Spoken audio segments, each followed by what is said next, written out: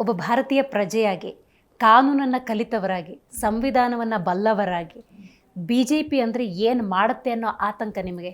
ಇವರು ಪ್ರಜಾಪ್ರಭುತ್ವದಲ್ಲಿ ನಂಬಿಕೆ ಇರೋರೇ ಅಲ್ಲ. ಪ್ರಜಾಪ್ರಭುತ್ವದಲ್ಲಿ, ಪ್ರಜಾತಂತ್ರದಲ್ಲಿ ಯಾವತ್ತೂ ಕೂಡ ನಂಬಿಕೆ ಇರೋರಲ್ಲ. ಆ ಪ್ರಜಾಪ್ರಭುತ್ವ ಮತ್ತು ಪ್ರಜಾತಂತ್ರ ನಂಬಿಕೆ ಅಂತಕ್ಕಂಥದ್ದು ಒಂದು ರೀತಿಯ ಸುಮ್ಮನೆ ನಮಗೆ ಹೇಳ್ತಕ್ಕಂಥ, ಸಮಾಜಕ್ಕೆ, ಈ ದೇಶದ ಜನರಿಗೆ ಹೇಳ್ತಕ್ಕಂಥ ಸುಳ್ಳು ಅಷ್ಟೇ.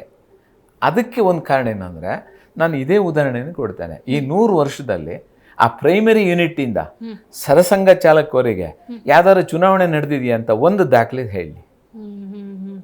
ಎಲ್ಲವೂ ನೇಮಕಾತಿನೇ ನಡೆದಿರೋದು. ಇದು ಪ್ರಜಾಪ್ರಭುತ್ವ ಅಲ್ಲ. ಅವರು ದೇಶಕ್ಕಾಗಿ ಹೋರಾಟ ಮಾಡಿದವರು, ನಮ್ಮ ಜೊತೆಗೆ ಹೋರಾಟ ಮಾಡಿದವರು. 77ನಲ್ಲಿ ಪ್ರಜಾಪ್ರಭುತ್ವ ಉಳಿಬೇಕು ಅಂತ ಹೋರಾಟ ಮಾಡಿದವರು, ಸಂಪೂರ್ಣ ಕ್ರಾಂತಿಗೆ ಸಪೋರ್ಟ್ ಮಾಡಿದವರು, ಜನಸಂಘದವರು ಎಲ್ಲ ಒಟ್ಟಾಗಿ ಹೋರಾಟ ಮಾಡಿದ್ವಲ್ಲ. ಪ್ರಜಾಪ್ರಭುತ್ವವಾಗಿ ಹೋರಾಟ ಮಾಡಿದ್ದಲ್ವಾ. ಅವರು ಮಾರ್ಷೆಲ್ಲ, ಅವರು ಹಿಟ್ಲರು ಅಂತ ಹೇಳಿ ಇವರು ಪ್ರಜಾಪ್ರಭುತ್ವ ಹೋರಾಟದ. ಇವರು ಪ್ರಜಾಪ್ರಭುತ್ವದ, ಪ್ರಜಾತಂತ್ರದ ಮೂಲದೇನು ತಲೆ ಎಣಿಸಿ ಬರುವಂಥದ್ದು. ಜೀ ಕನ್ನಡ ನ್ಯೂಸ್ ಪ್ರೀಮಿಯರ್ ಲೀಗ್ಗೆ ನೋಂದಾಯಿಸಲು ಈಗಲೇ ಸಂಪರ್ಕಿಸಿ 9711881960.